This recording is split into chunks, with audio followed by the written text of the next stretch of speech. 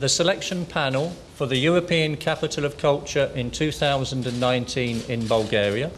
Журито за избор на европейски кандидат за Европейска столица на културата през 2019 година в България by majority vote с мажоритарно гласуване recommends you nominate the city of препоръчва да номинирате град Plovdiv.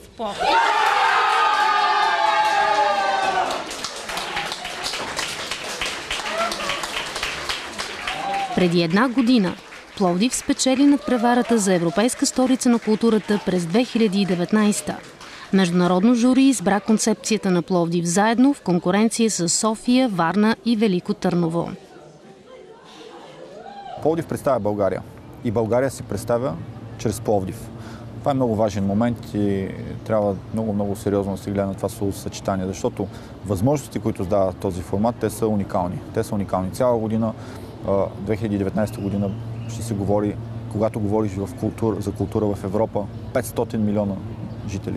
Ще се говори за Матера, за Пловдив, за Италия, за България. Ние по достатъчно интелигентен начин показахме какъв потенциал имаме. Бяхме много честни и казахме, че всички предимства на нашия град създават и определени проблеми, но ние знаем кои са пътищата и начините да разрешим тези проблеми чрез основната ни платформа и послание заедно. С маса дълга близо половин километър и над 1 тон вино, Пловдив отбеляза спечелването на титлата. Това е уникален ден, който показва единството на града.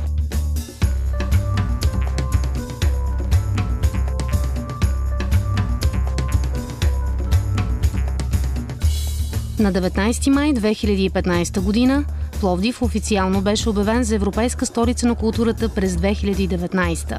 Кандидатурата получи формалното одобрение на всички министри на културата от Европейския съюз.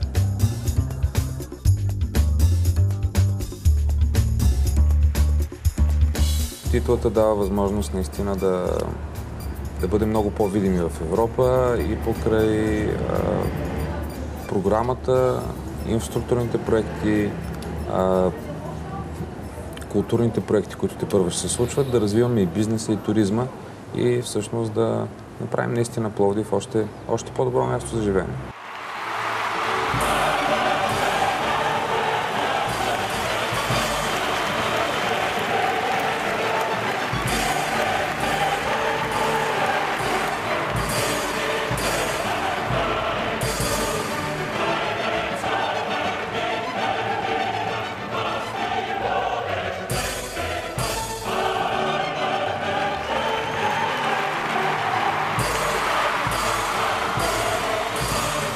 В 2019 балона ознаменуваха официалното утвърждаване на Пловдив за Европейска столица на културата през 2019.